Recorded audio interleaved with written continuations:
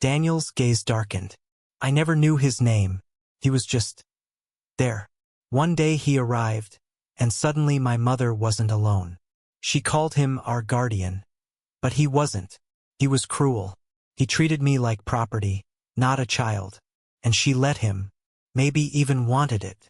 Emily swallowed hard, bile rising in her throat. But the child in the picture, she pressed. It looked like you. Was that you? Daniel shook his head, slowly, painfully. No. That's the part one never understood. There was another child. He was younger than me, just a baby. He disappeared one night, and my mother never spoke of him again. When I asked, she told me he was gone where he belonged. I don't know if he died or if she gave him away. But I never saw him again. Emily's chest tightened. Another child. Another piece of their family erased. Why didn't you ever tell us this? She whispered. Daniel's hands shook as he held one of the letters. Because I wanted it buried. I wanted to build something new, something normal. A family that wasn't poisoned by her madness. But maybe I was lying to myself. Maybe we were never free of her. Before Emily could respond, Claire's voice echoed from the hallway. Daniel? Emily? They turned as Claire stepped into the room, her face pale, her phone clutched tightly in her hand. We need to talk, she said, her voice strained. Daniel's eyes narrowed. With who? The person you've been calling in the middle of the night. Claire flinched. Yes, and before you accuse me again, I wasn't keeping secrets to hurt you. I was trying to protect us. Protect us from what? Daniel demanded. Claire hesitated, then held up her phone.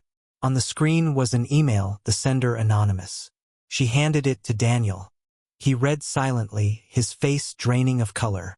Emily leaned close and caught fragments of the message. The Lawson bloodline has more than one heir. The house is not yours alone. The truth will find its way back to Greybridge. Be ready. Emily's anger boiled over. It has everything to do with me. With all of us. You brought us here.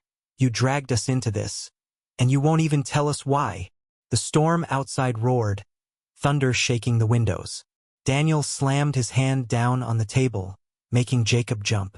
I said enough. The room went silent save for the rain. Daniel's chest heaved as he stared at his daughter. But beneath the fury in his eyes, Emily saw something else, fear. Claire set her glass down with trembling hands. She deserves to know, Daniel. So do I. His jaw tightened. For a long moment he said nothing. Then finally he spoke. My mother, Margaret, she wasn't just difficult or strict. She was cruel, controlling. She saw me as hers, and hers alone. When I was a boy, she wouldn't let me have friends. Wouldn't let me leave the house without her permission. Everything I did had to please her, or there would be consequences. Emily's breath caught. She had suspected darkness, but hearing it aloud was worse.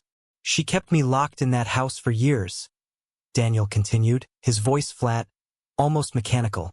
And when I was about Jacob's age, she wasn't alone anymore. Claire leaned forward. The man. Daniel's head snapped up, his eyes narrowing. How do you know about him?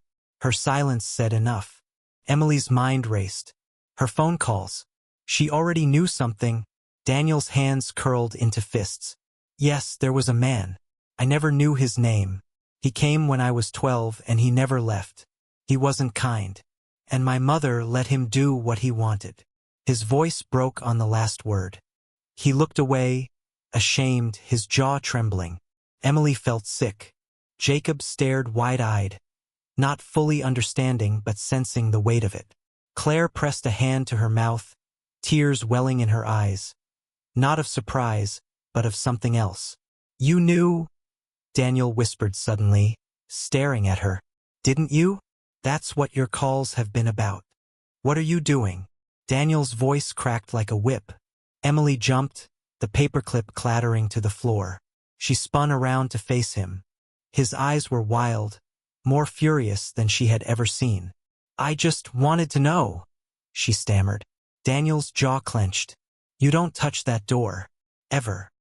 He grabbed her wrist. Not hard, but firmly enough to send a chill through her. For a moment, Emily saw something in him she didn't recognize, something darker. Then he released her, turned, and walked away without another word. Emily's heart pounded as she retreated to her room. Whatever was behind that door wasn't just family clutter. It was something dangerous, something he was desperate to keep hidden.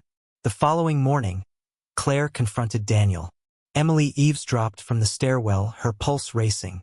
"You can't keep everything buried forever," Claire hissed. "She left this house to you for a reason." Daniel's voice was low, but sharp. "This has nothing to do with you. It has everything to do with me." Claire snapped. "I'm your wife. This is my family too. Or does that mean nothing?" Silence. Then Daniel said, almost whispering, "You wouldn't understand. No one could." Emily pressed her back against the wall, her mind spinning. Wouldn't understand what? Later that day, she went into town. While Jacob devoured ice cream at a small cafe, Emily wandered to the library. The building smelled of dust and seaweed, its shelves stacked with old local newspapers. She searched the archives for Margaret Lawson, her grandmother. What she found made her blood run cold. Headlines from the late 1980s spoke of scandal. Local woman accused of abuse in custody battle. Police investigate Lawson household after disturbing reports. Details were scarce, names redacted, but the implication was clear. Margaret had been notorious, her parenting called into question, her home a place of whispered rumors. Claire froze. The room tilted with the sound of thunder. "Answer me." Daniel's voice cracked. She finally spoke, her voice thin. "I didn't know everything. But yes, I knew something. Before we came here, someone contacted me. They said there were things about your past, about this house, that I needed to prepare for. I didn't tell you because—" Her voice faltered. "Because I didn't know if it was true. And I was afraid." Daniel's face twisted with betrayal. "Afraid of what? Of me?" "No," Claire whispered. "Afraid of what this family really is." The words hung in the air like smoke. Emily's heart pounded. What this family really is. Suddenly, Jacob knocked over the board game, the pieces scattering across the floor. "Stop fighting!" he cried, his small voice breaking through the storm. Silence fell. Daniel turned away, his shoulders rigid, his hands shaking. Claire wiped at her face, broken. Emily pulled Jacob close, though her own chest felt like it was splitting open. That night, Emily lay awake, her mind churning. She thought about her father's pain, about her mother's secrets, about the locked room that still held its silence. She wanted answers, but she feared what they would cost. Near midnight, she heard a sound, soft, metallic. She crept into the hallway and froze. The locked door was open. A faint light spilled into the corridor, and inside, she saw Daniel standing alone. He held something in his hands, a photograph yellowed with age. His back was to her, his shoulders trembling. Emily took one step closer, straining to see. The photograph slipped from his fingers, landing on the floor just beyond the doorway. She caught a glimpse before he bent to pick it up. It was Margaret, and beside her stood the man. His face was shadowed, indistinct, but one thing was clear. In his arms, he was holding a child with Daniel's eyes. Part 6, The Last Supper. The house smelled of rosemary and roasted lamb. For the first time in years, the dining table was set for everyone. No empty chairs, no excuses, no absences. Plates gleamed under the soft light, and the sound of clinking glasses filled the air. Michael sat at the head of the table, his hand resting near Elizabeth's. She had agreed to stay, not as his wife in the old sense, but as his partner in rebuilding what had nearly collapsed. The decision wasn't easy. Trust was not rebuilt overnight. Yet, for the first time in months, her eyes softened when they met his, not with love perhaps, but with possibility. Daniel poured wine for his father, his movements calmer, almost ceremonious. He had returned from college a different young man, scarred by truth but stronger. Emily, radiant in her quiet way, sat across from him, smiling nervously. Their bond had changed too. There was distance but also understanding, a silent agreement that family ties, though tested, could bend without always breaking. Sarah leaned back, sipping her glass, her gaze wandering over the family she had nearly destroyed. There was no malice now, no bitterness. Only a strange relief. Secrets had a way of poisoning the air. Confession, however painful, had cleansed it. She had accepted her place on the edge of their lives, present but not central. A shadow who had been given voice, now willing to step back. Dinner was filled with cautious laughter, stories retold, silences that weren't as sharp as before. For once, the house didn't feel like a battlefield but like a sanctuary stitched together from broken pieces. Yet, as dessert was served, Michael stood, raising his glass. His voice trembled, not from weakness but from something deeper. This house, this family has seen fire. We've hurt each other more than strangers ever could. But we're still here, and I believe that means something. Fractures in the Family Portrait, Part 3. The days in Greybridge blurred into a strange rhythm. The sea crashed endlessly below the cliffs. The house groaned with every gust of wind, and the Harpers tried, unsuccessfully, to pretend everything was normal. Claire moved through the rooms like a ghost, scrubbing, polishing, rearranging furniture, but her eyes were elsewhere. Her phone was always near, though she rarely let anyone see the screen.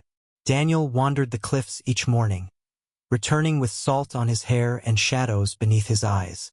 Emily kept watch, gathering scraps of information the way some kids collected seashells, while Jacob treated every corner of the house as a playground. On the fourth day, Emily discovered the locked room. She had been exploring the second floor, a hallway lined with faded floral wallpaper, when she noticed one door different from the rest.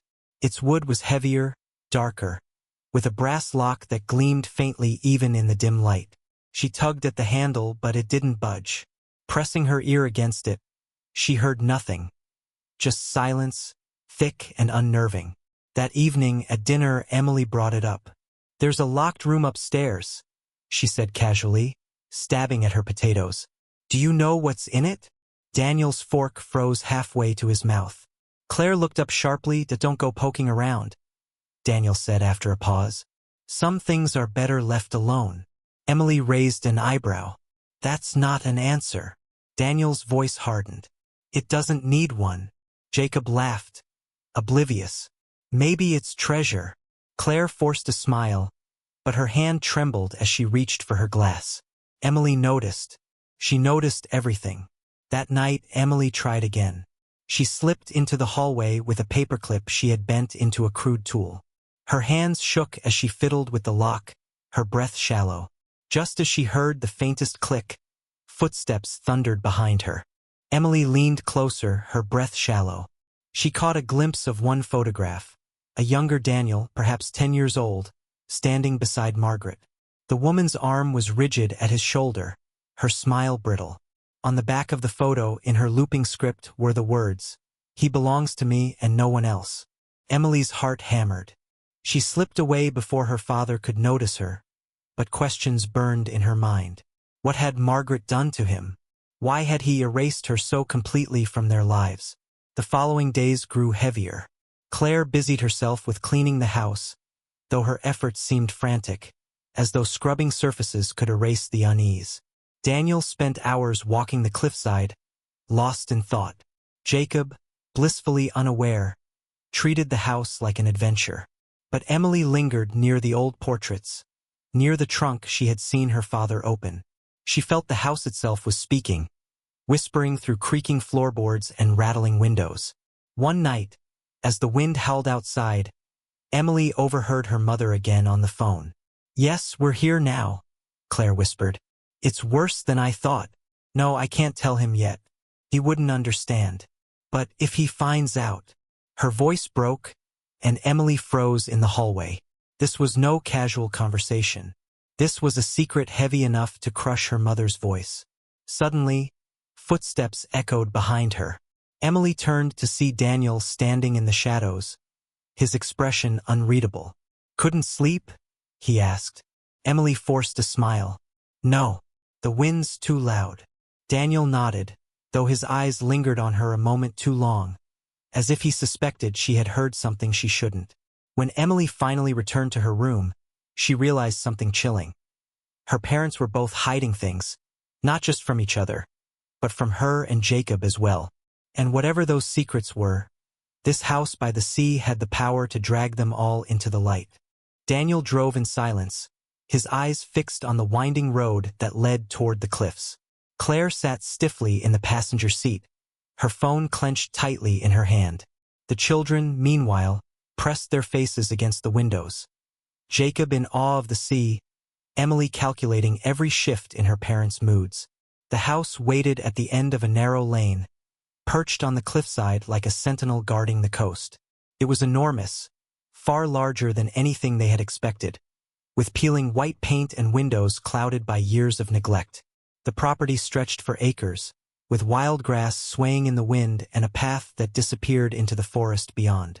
This is ours? Jacob asked, his voice filled with wonder. Daniel hesitated before answering.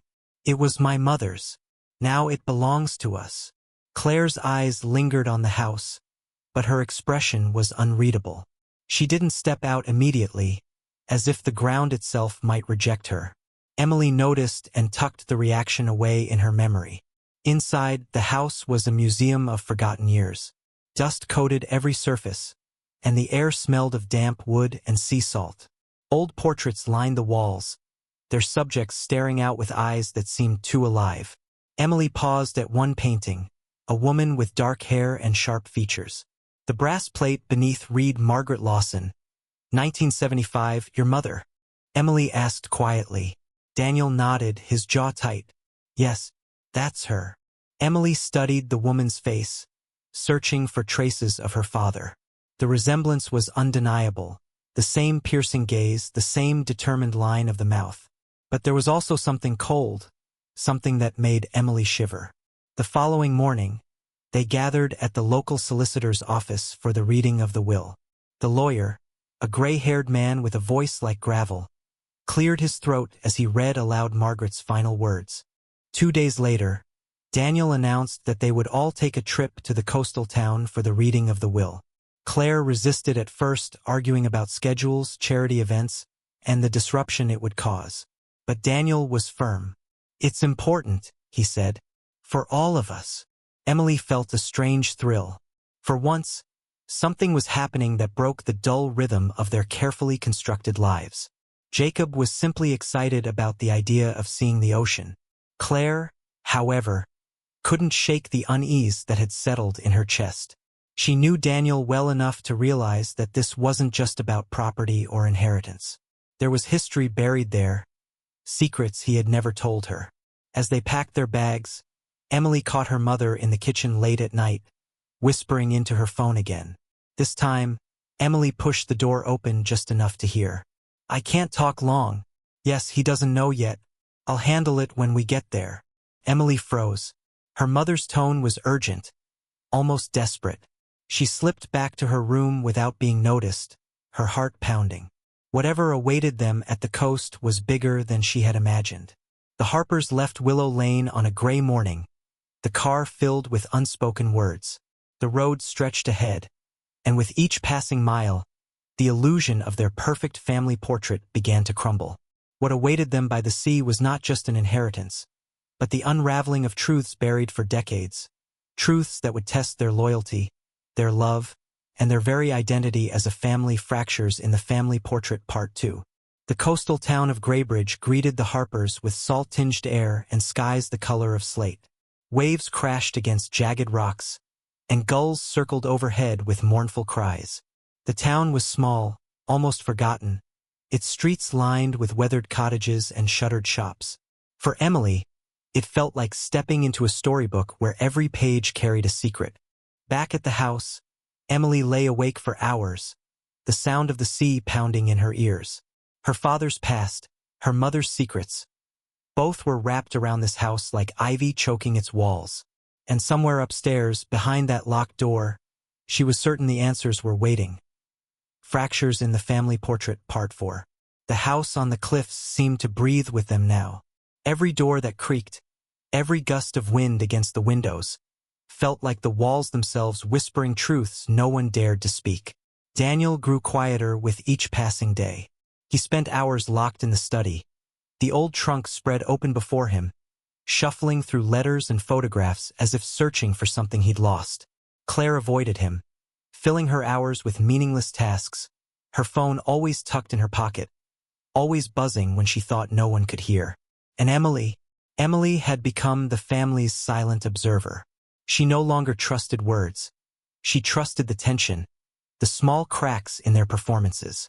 The house, she thought, wasn't creating their problems, it was exposing them. One evening, a storm rolled in from the sea. Rain lashed against the windows, lightning split the sky, and the family gathered reluctantly in the living room, the power flickering.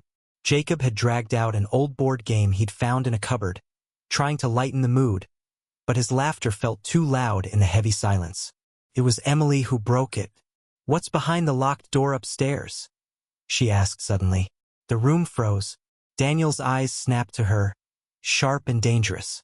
"I told you not to go near it." Emily held his gaze, refusing to look away. "You're hiding something, and it's tearing us apart." Claire flinched, her hand tightening around her wine glass. Jacob's smile faded, confusion clouding his young face. "Enough," Daniel said, his voice low. "That door has nothing to do with you." Emily's pulse spiked. "More than one heir? You mean the baby in the photo?" Daniel's hands trembled as he set the phone down. "It's impossible. He's gone. He can't be alive." Claire's voice broke. "But what if he is? What if he's out there, and he knows this house belongs to him too?" The weight of the words hung over them, heavier than the storm outside. Another heir. Another branch of the family tree they had never known. That evening, while Daniel sat in silence and Claire paced the kitchen, Emily took action. She went back to the library, combing through every scrap of old records she could find. Most files about Margaret were sealed, but one detail stood out: a birth certificate. The name was blurred from time, but the date was clear, 2 years after Daniel's birth. Another child had been registered under Margaret Lawson. No father listed. No death certificate found. Emily traced the faded ink with her finger, her throat tight. Someone else carried their blood. Someone her father had never spoken of. When she returned home, she found Claire sitting on the stairs, her face buried in her hands. "Mom," Emily whispered. "You knew about him, didn't you? The other child." Claire looked up, tears streaking her cheeks. "I suspected.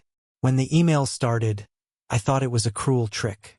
But the more I learned, the more I realized it could be true. And if it is?" She looked toward the locked room, her voice trembling. "Then everything we thought about this family is a lie." Upstairs, Daniel slammed the trunk shut, his voice echoing through the halls. "If he's alive, he won't come here. He won't dare." But even as he said it, the house seemed to disagree. The wind rattled the windows, the floorboards groaned, and Emily felt it deep in her bones. Someone was already on their way. Emily stared at the faded print until the words blurred. She thought of the portrait in the hallway, of her father's tight jaw, of the way he avoided speaking of his childhood. She suddenly understood why he had buried it all. But then she found one article that mentioned something else. Something worse. Unconfirmed reports suggest that Margaret Lawson may not have been raising her child alone.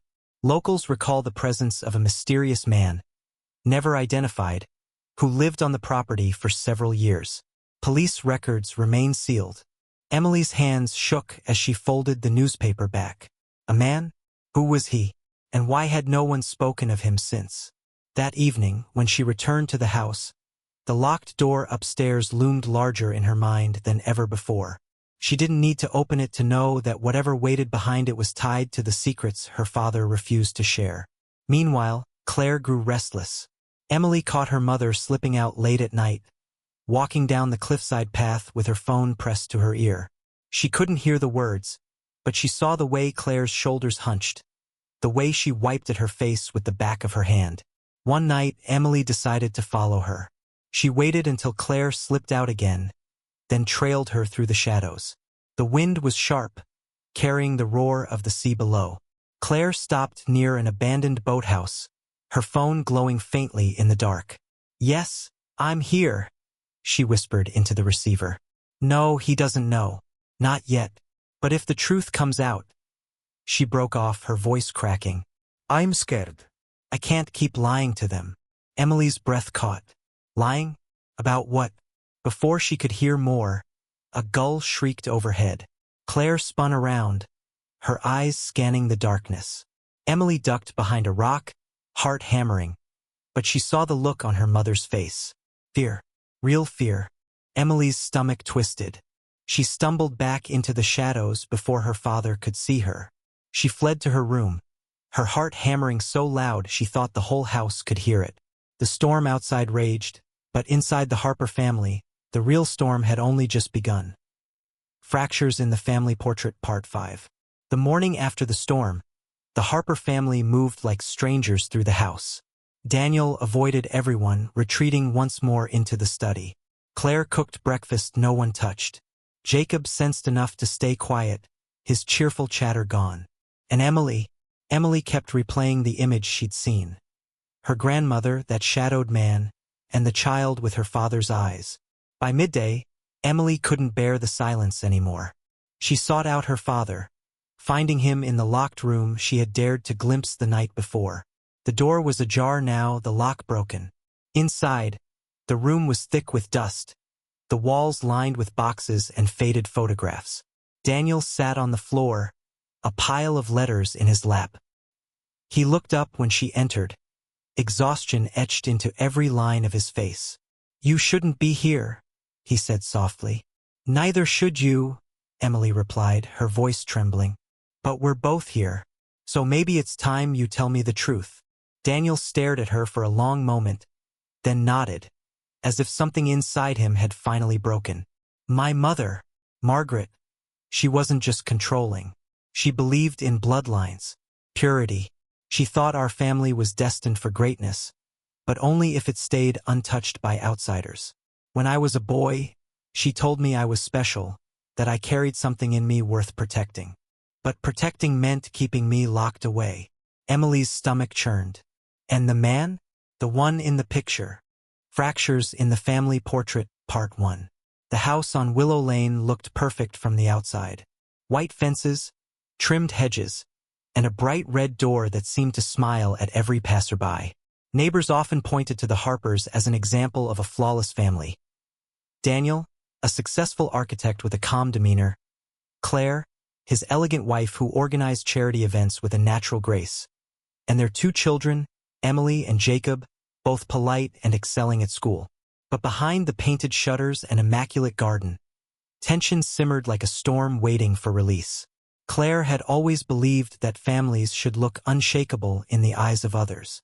She ironed Daniel's shirts until there were no creases, cooked dinners that could be mistaken for restaurant meals, and rehearsed smiles in the mirror before hosting guests. Yet, when the house was empty and the echoes of daily chatter faded, her hands trembled. She often stared at her reflection, wondering when her life had become a stage play where she no longer knew if she was acting or living. Daniel, on the other hand, buried himself in work. His architectural firm was thriving, and with each new project came recognition. But the long nights at the office weren't always about deadlines. Sometimes, he lingered simply to avoid the silence at home. He loved his children deeply, but with Claire, something had cracked years ago. The laughter they once shared had been replaced by polite nods and brief conversations about bills, school, and schedules. Emily, at 16, felt it too. She was sharp, observant, and too old to be fooled by the staged smiles her parents put on. Jacob, only 12, still clung to the illusion, thinking that the occasional family dinner was proof that everything was fine. But Emily saw through it all. To Daniel Harper, her only son, she left the estate in its entirety with one condition. The family had to live in the house for a full year before they could claim legal ownership. If they left before then, the property would revert to the town. Claire's face blanched. A year? That's absurd. Daniel remained calm, though his hands tightened on the armrest of his chair. It's what she wanted. The lawyer continued. There was no mention of friends, no distant relatives, no charitable donations. Just the house, left to the son she had once disowned. As they left the office, whispers followed them. Townsfolk stood in clusters outside shops, watching the Harpers with thinly veiled curiosity. Some looked sympathetic, others suspicious, as if the return of Margaret Lawson's family stirred old grudges. That evening, after the children went to bed, Claire confronted Daniel in the dimly lit kitchen. "Why didn't you ever tell me about her? About this place?" Daniel stared out the window at the restless sea. "Because she wasn't a part of my life anymore. Not after what happened." "What did happen?" Claire pressed. Daniel turned slowly, his expression shadowed. "You don't want to know." But Claire did want to know. Desperately. She had spent years building an image of their marriage, an image of security, and now it was slipping from her grasp. She couldn't bear the thought that there were entire chapters of Daniel's past written in ink she had never seen. Later that night, Emily crept from her room, drawn by muffled voices. She found her father in his study, an old leather trunk open before him. Inside were faded letters, photographs, and documents tied with string. He sifted through them slowly, as though handling fragile bones. She noticed the way her father's eyes darted away when Claire tried to speak. She caught her mother's late-night phone calls, whispered in the kitchen, ending abruptly whenever footsteps echoed down the hall. The fracture grew wider one autumn evening when Daniel received a letter in the mail. The envelope was thick, with handwriting he hadn't seen in years. He opened it in his study, away from the children, and when his eyes scanned the first line, his chest tightened. To Daniel Harper, "This concerns the estate of Margaret Lawson." His mother, a woman he had not spoken to in over 2 decades. She had died quietly, far away in a coastal town Daniel had never visited. Along with the notice of her passing came something unexpected, the inheritance of a large property by the sea. Claire found the letter later that night when she entered his study to bring tea. She saw the open envelope, the documents scattered across his desk. "You didn't tell me," she said, her voice sharp.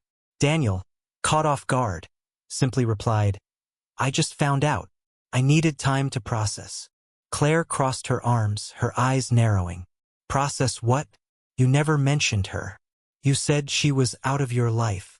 "She was," Daniel said quietly. "But this changes things." Emily, who had been passing by, heard every word. She pressed her back against the wall, listening. The name meant nothing to her, but the tension in her parents' voices meant everything. That night, dinner was silent except for the sound of forks clinking against plates. Jacob rambled about his soccer practice, unaware of the storm brewing. Emily stayed quiet, her eyes flicking between her parents, piecing together a puzzle she didn't yet understand. Not that we forget, not that we pretend, but that we choose every day to stay, to fight, and to forgive. Elizabeth watched him, her eyes glistening. Slowly, she lifted her own glass. Daniel followed. Emily too. Even Sarah, hesitant but resolute, raised hers. Glasses touched, a fragile, trembling sound. Outside, the evening air was cool, carrying the scent of rain. The house, old and scarred like those within it, stood steady against the night. It no longer looked like a monument to what was lost but a reminder of what could be rebuilt. When the plates were cleared, and the children drifted upstairs, Michael lingered at the doorway, watching Elizabeth gather her shawl. She paused, turned, and whispered just loud enough for him to hear.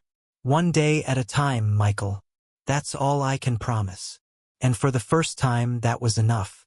The storm had passed. What remained was not perfection, but something stronger, truth, however painful, and the fragile hope of tomorrow.